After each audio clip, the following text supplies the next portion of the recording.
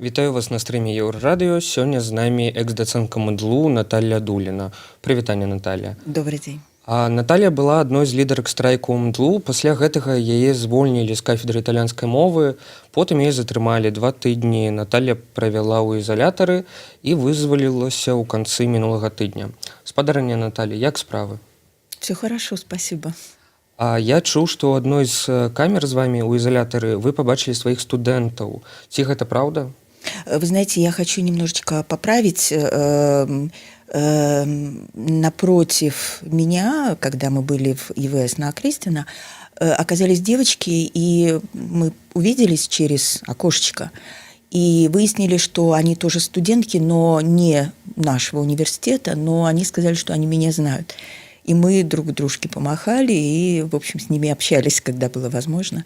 А что касается моих студентов, да, одна студентка тоже попала прямо к нам в камеру, и это было через пару дней после того, как меня задержали. Ну, какие-то весточки она мне с воли принесла, в частности, то, что в университете так шутили, что кто-то сейчас на Окрестине выучит итальянский язык. Да, вот. Никто не выучил? Вообще были у нас занятия уже попозже в Барановичах, потому что мы каким-то образом пытались наполнить свои дни, и в частности вот, были желающие, которые хотели бы поучить итальянский язык, так что были уроки. Як увогуле было вядома італійцы апынуцца ў ізалятары?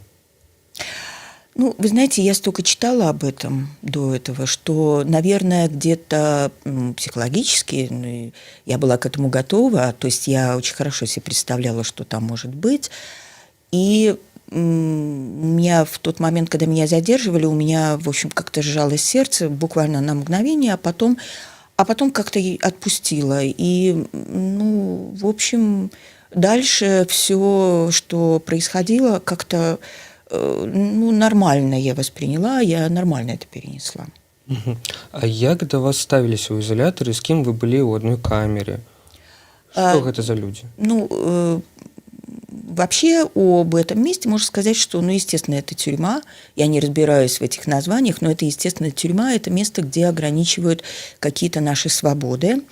И, естественно, была определенная дисциплина, есть определенные инструкции, наверное, у работников и какие-то определенные правила, которые распространялись и на нас, хотя мы, в общем, не уголовники. Но я думаю, что наверное, к уголовникам, предполагаю, может быть, гораздо более строгие меры применяются, чем к нам. Но что касается моих сокамерниц, я могу сказать, что да, мы все ужасно опасные люди, мы такие бандитки, среди которых были музыканты, журналисты, дизайнер одежды, преподаватель английского языка. То есть, в общем, невероятно опасные люди. С нами, конечно, очень страшно.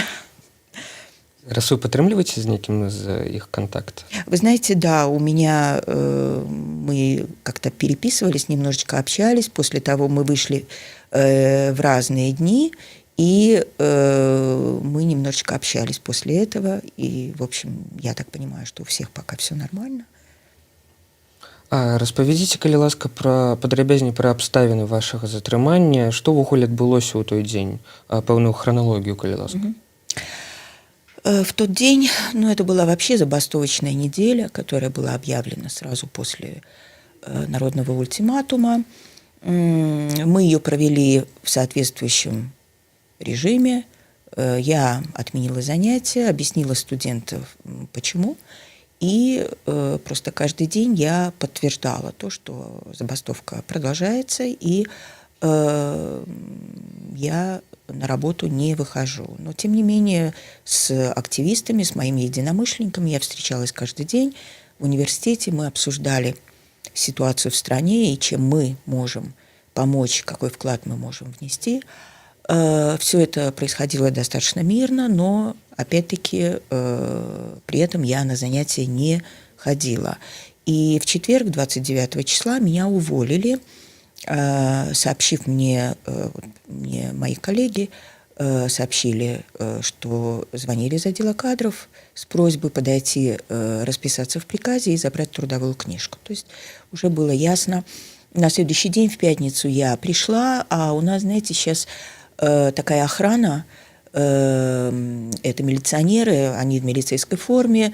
Предыдущая ректор объясняла, что это работники департамента охраны, с которым они заключили контракт для того, чтобы, я не совсем понимаю, кого от кого охранять, но, в общем, чтобы какой-то порядок держать в университете, ввели пропускную систему, такую немножечко относительную, потому что планируется ввести турникеты, электронные карточки и так далее.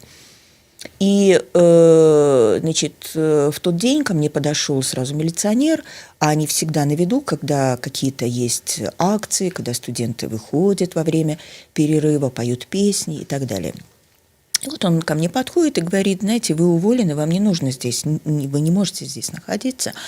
Я ему сказала: знаете, я еще вообще ничего не подписала, и вообще я на забастовке. И далее, когда мы были на собрании, мы обсуждали возможность, может быть, подать обращение нашему ректору с просьбой назначить встречу. То есть мы все время стремились к диалогу и считали, что это необходимо сделать. Ко мне пришел декан, зашел в нашу аудиторию и попросил, когда я освобожусь, к нему подойти.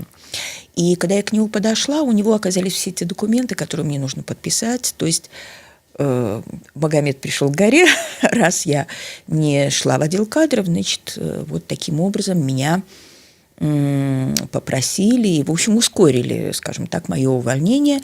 Я, естественно, подписала эти документы, у меня тут же забрали удостоверение, и я направилась на кафедру, потому что я должна была своим коллегам объяснить, что им нужно делать. Я же вела определенные группы, определенные предметы, и нужно было объяснить, что дальше. За мной опять-таки пошел милиционер, он в это время с кем-то разговаривал, что-то докладывал по телефону.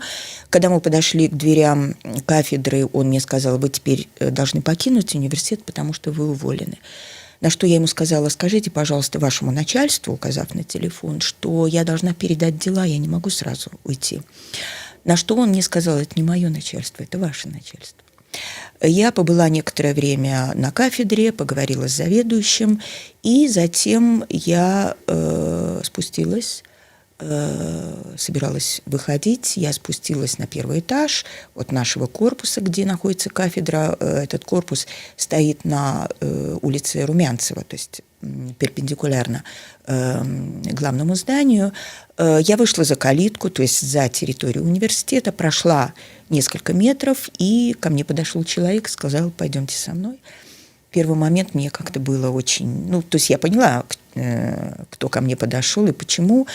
И как-то, наверное, отпрянула, сказала что-то вроде: зачем? Как-то мне в этот момент, несмотря на то, что я, наверное, где-то к этому была готова, я понимала, но, как всегда, это стало неожиданностью. Он сказал: не бойтесь, пойдемте. Остановилась машина ГАИ у тротуара, и меня посадили на заднее сиденье, сели по обе стороны от меня, и мы поехали в РУВД. И в этот момент как-то, знаете, отпустила. Вот я уже, когда села в машину, мне как-то стало спокойно. То есть я поняла, что это будет какая-то процедура, и далее я представляла себе, что это будет, но вот как-то на душе стало спокойно, то есть уже все состоялось. Вот такая хронология. А на суде что вы адчулі, калі быў прысуд ужо? Да, суд состоялся в понедельник, вот в пятницу меня задержали, вся процедура в РУВД необходимая, далее вечером отвезли на Окрестино в ИВС, и там я ждала, когда состоится суд, естественно, в понедельник, потому что в выходные он не работает. На суде я видела только судью и свидетеля. Опять-таки, я предполагала, как это будет происходить, потому что мы же тоже слышим все эти рассказы. Я знала, что это будет по скайпу. И когда судья начала зачитывать то, в чем я обвинялась, и мои права, сказав, что я имею право на адвоката, я там имею право отказаться от дачи объяснений и так далее, я сказала, что я отказываюсь от дачи объяснений. Мне сказали, что у меня есть адвокат, назвали имя, и я сказала, что я отказываюсь от адвоката. Судья добавила, что мои родственники нашли адвоката, тем не менее я подтвердила, что я отказываюсь. И затем было прочитано то, что произошло. Меня обвиняли в том, что я 26 октября участвовала в пикете на улице Ленинградской, это там, где находятся корпуса БГУ, и что я там кричала «Живи Беларусь!», ну, наверное, совершенно не ужасный лозунг, да, который, наверное, призывает к какому-то нечеловеческому насилию и жестокости. Вот «Живи Беларусь!» и какие-то еще лозунги.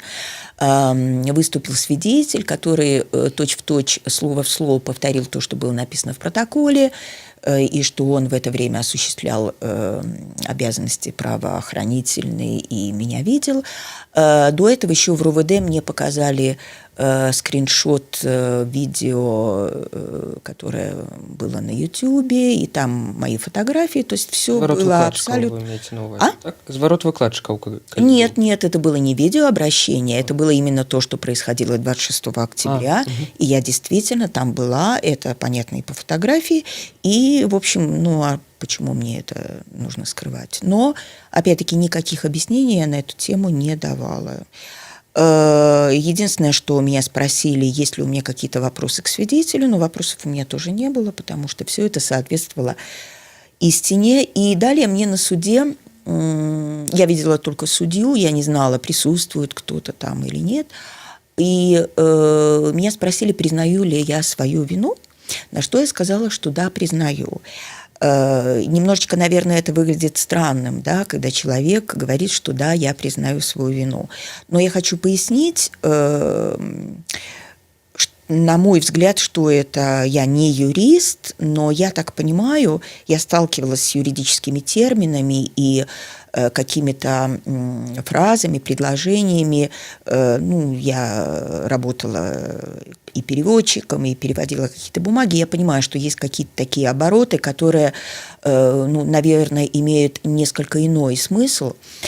Поэтому, когда я говорила о том, что признаю свою вину, я так полагаю, что я имела в виду вот юридическую вину. То есть согласна ли я с тем, в чем меня обвиняют, действительно ли я совершила это нарушение и признаю ли я тот факт, что да, я совершила это нарушение. То есть именно в этом смысле я сказала, что я признаю свою вину, а не в моральном смысле, что я считаю, что я виновата и, дескать, раскаиваюсь и никогда больше не буду. Нет, безусловно, не в этом смысле. Просто я подтвердила, что да, вот вина, которую мне вменяют, и нарушение, которое вот описано в протоколе, да.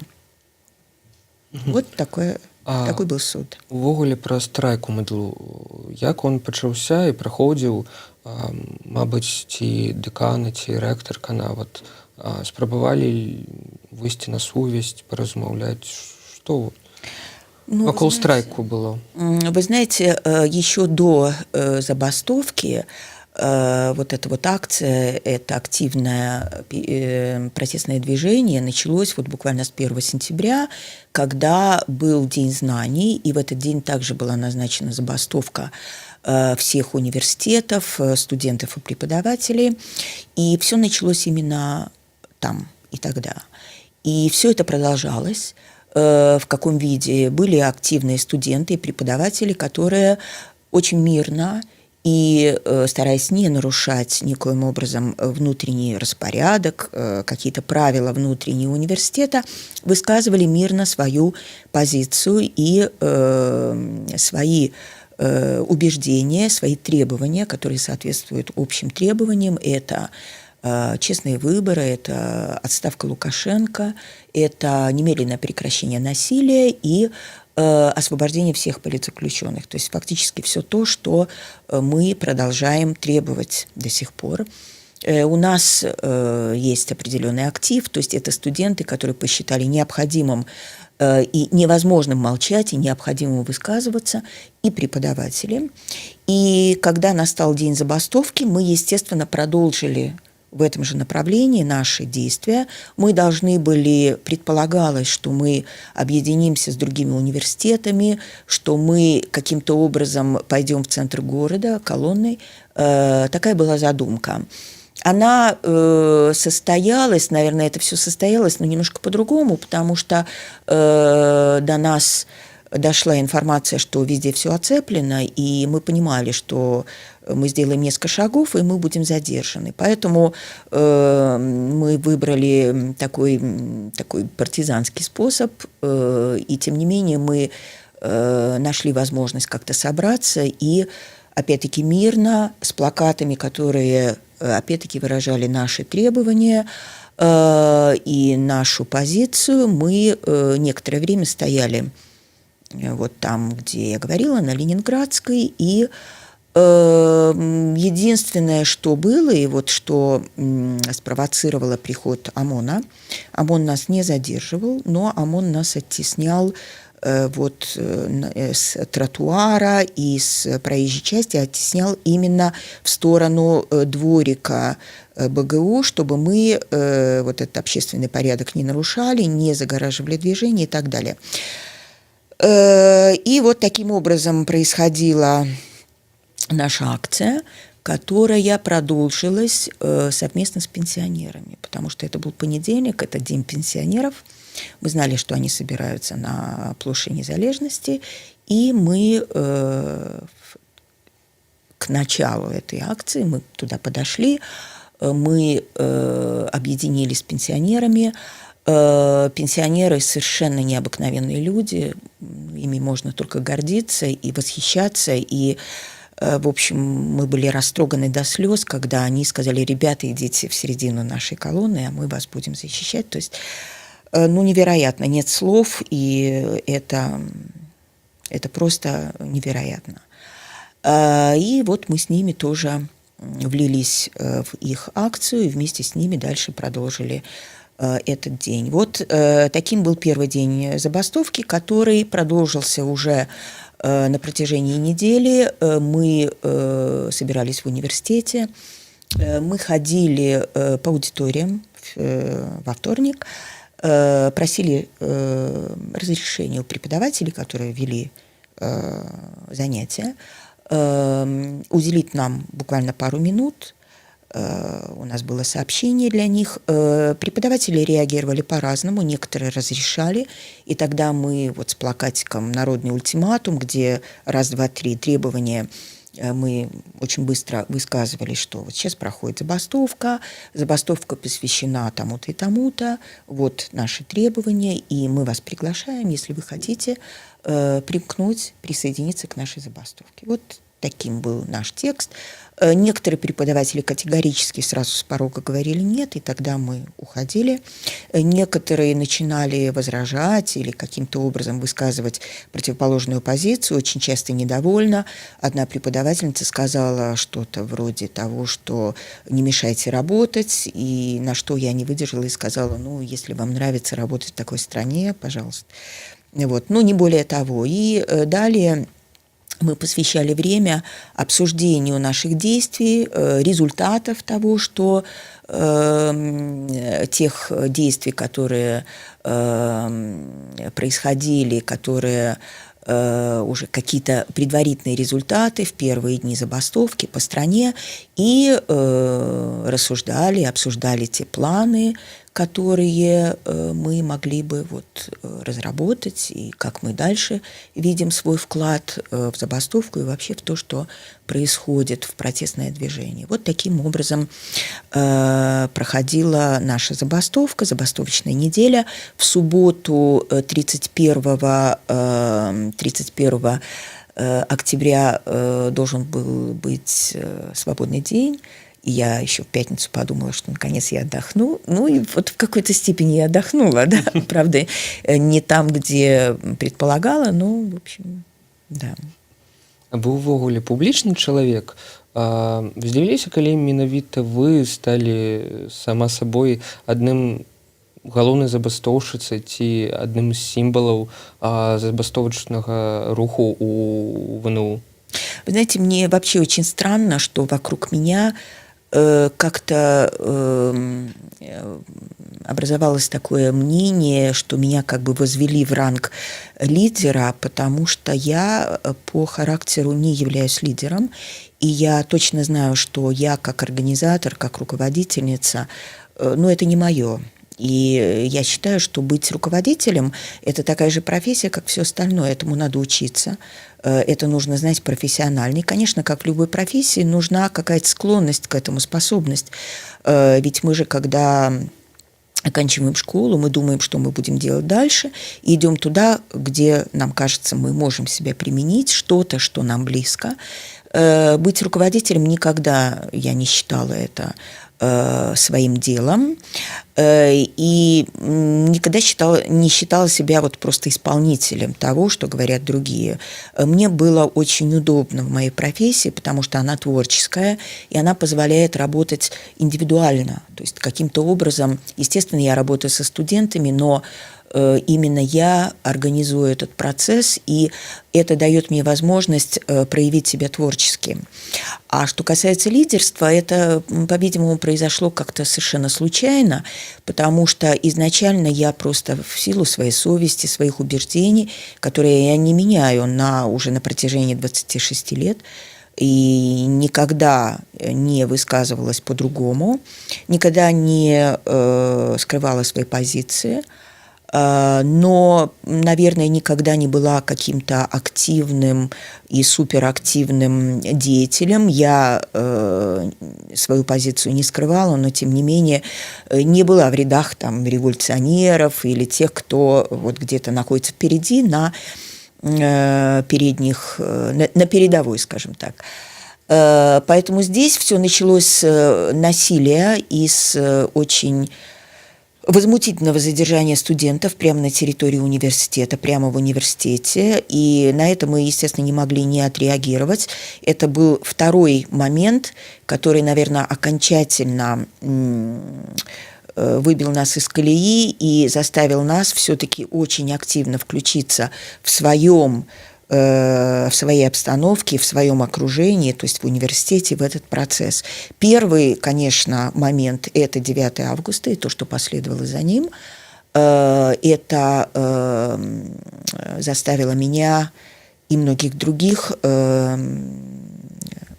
сделать более активной наше движение, то есть как-то постараться что-то. То есть было сразу такое желание что-то для этого сделать. То есть не просто где-то оставаться со своими на обочине дороги, оставаться со своими убеждениями, не скрывать их, но что-то сделать для того, чтобы эту ситуацию изменить.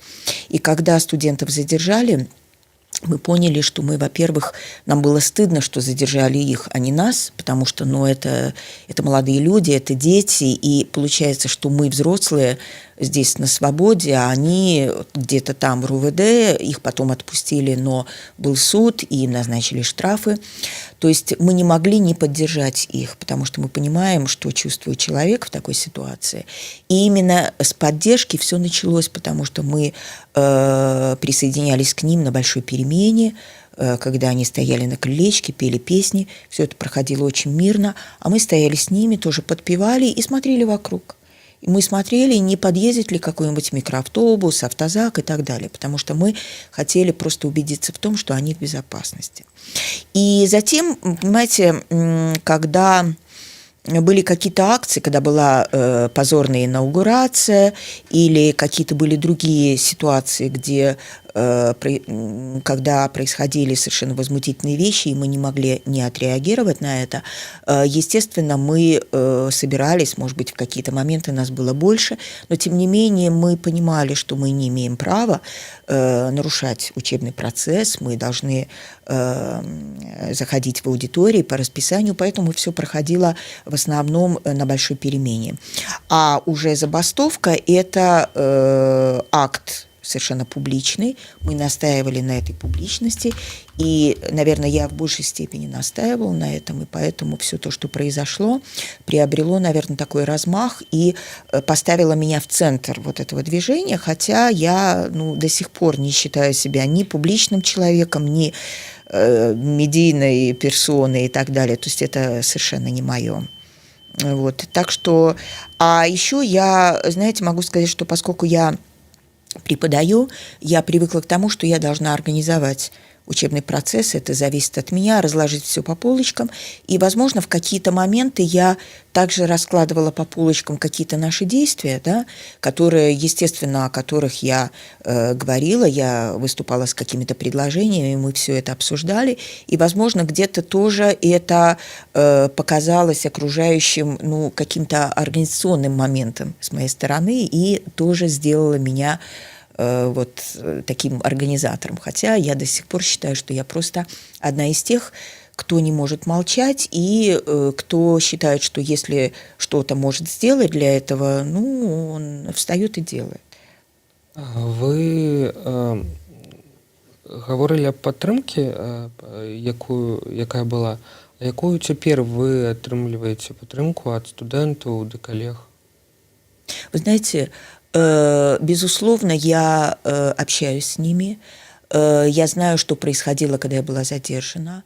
Проходили акции в мою поддержку. Что касается коллег, я могу сказать, что они были обескуражены сначала моим увольнением. У них была такой был порыв сразу же уволиться. Очень многие сразу же стали обдумывать, как это сделать. Я была против. Почему? Потому что я вообще считала, что увольняться по собственному желанию – это нечестно. Я, например, никакого собственного желания не высказывала, и я сразу понимала, что я просто так сама не уйду, хотя я понимала, что я нарушила дисциплину, и то, что меня уволили, для меня это не было какой-то неожиданностью, и формально все было соблюдено. Тут никаких формально ничего не было нарушено со стороны руководства. Но я говорила коллегам, что если вы считаете, что вы должны открыто выйти и протестовать, то это должно быть доведено до конца. То есть это протест и публичное заявление о том, что вы не войдете в аудиторию, пока вот наши требования не будут выполнены, пока ректор не назначит встречу с преподавателями, со студентами, пока она не выскажется и не даст высказаться нам. То есть те вещи, которые мы планировали организовать вот с нашим руководством, поскольку наше руководство подчиняется правительству, а именно Министерству образования. И вот такая иерархическая цепочка, которая ведет к власти, естественно, мы находимся на том конце цепочки, где наше руководство. И мы считали необходимым вот такое взаимодействие. На вашу думку, што будзе далей з пратэстамі і страйкамі у ВНУ? Не толькі ў МДЛУ, мабыць, у іншых універсітэтах? Ну, трудно сказать, что будет. Вы знаете, само понятие «забастовка» такое очень сейчас приобрело, по-моему, немножечко другие оттенки. Мы знаем, что забастовка – это всегда связано, классическая забастовка, с какими-то экономическими требованиями, которые направлены, которые адресованы руководству, будь то условия работы, будь то какие-то еще вещи. Здесь вроде бы это близко, потому что через руководство, как я сказала, мы свои требования передаем власти, но, тем не менее, все-таки формат забастовки, ну, несколько, понимаете, здесь, когда была объявлена общенациональная забастовка, она бы состоялась, если бы в ней принимали участие буквально все. Или хотя бы там какой-то процент очень существенный. И мужественные люди действительно пошли в этом направлении, и поскольку их было не так много в процентном соотношении с теми, кто не нашел в себе сил все-таки открыто выйти, и поэтому можно сказать, что этот формат не имел того успеха, который планировался, на который мы все надеялись. Поэтому мы поняли, наверное, к концу недели, что нужно выбирать какие-то другие форматы. Что касается того, что происходит в университете, мы уже говорили в конце забастовочной недели, что, по-видимому, учитывая все то, что происходит в стране, нам нужно будет вернуться к занятиям, но пересмотреть какие-то наши действия. Я должна сказать, вот вы мне задали вопрос о том, как студенты меня поддерживали, какие у нас сейчас отношения, и я могу сказать, что я ими восхищаюсь, я ими горжусь, потому что они отстаивают свои убеждения, они не сложили руки, они продолжают мирно и не идя вразрез каким-то учебным правилам, они, тем не менее, продолжают свою борьбу, и они не останавливаются. И я думаю, что, наверное, то же самое происходит в других вузах. Я общалась до задержания с моими коллегами из других вузов и обнаружила, что примерно то же самое происходит везде. И мне очень нравится, очень трогает меня то, что студенты очень оперативно реагируют на то, что происходит в других вузах, и друг друга поддерживают. Я помню, как к нам приходили студенты из БНТУ, из других университетов со своими флагами, эмблемой их вуза, и мы им хлопали, они хлопали нам. Когда происходили задержания в других университетах, студенты выходили на крыльцо и тоже об этом говорили, и скандировали лозунги в поддержку этих студентов, уволенных преподавателей. То есть в этом смысле я думаю, что это очень важно. Важна публичность. Понимаете, сейчас, видимо, наша власть не понимает, что по сравнению с тем, что было 10 лет назад, площадь, времена-то меняются, меняются технологии. И сейчас у нас интернет просто вот в ушах. И то, что происходит, мы наблюдаем просто в реальном времени. И сейчас все попытки власти сказать на черное-белое и наоборот, все это, ну, как вам сказать, то есть мы-то это все видим, и мы понимаем, что это неправда. Поэтому я думаю, что вот та солидарность, которую мы выражаем в отношении друг друга, та решимость, которую мы проявляем, все это рано или поздно все-таки даст результат. И это могут быть разные форматы, но тем не менее этот процесс не остановится. Он может где-то казаться более затухающим, менее, но я верю в мирный протест. Я в него верю. Выбачайце, у нас засталася хвіліначка. Вельмі коротко, што вы плануеце рабіць далей? Дальше Наталья Дулина. Да. Далее я планирую каким-то образом найти возможности жить дальше, работать, может быть, или по своей специальности, или каким-то образом изменить что-то, может быть, в моей профессиональной деятельности. Я еще не определилась конкретно, но тем не менее я в поисках. Буду продолжать жить, как жила, и по возможности буду находить возможности поддерживать людей, проявлять солидарность, и каким-то образом, насколько я могу, как человек, как гражданин, как житель страны, имеющий определенные убеждения, я буду пытаться, не скрывая своих убеждений, делать какой-то вклад в общее дело. Дякую вам. Гэта быў стрым Еўрарадыё. З намі была ўжо дацэнтка МНДЛУ Наталья Дуліна. Стрым для вас правёў Евген Казарцаў. Усяго найлепшага. Да пабачэння, спадарня Наталья. Всего доброго. Спасибо вам.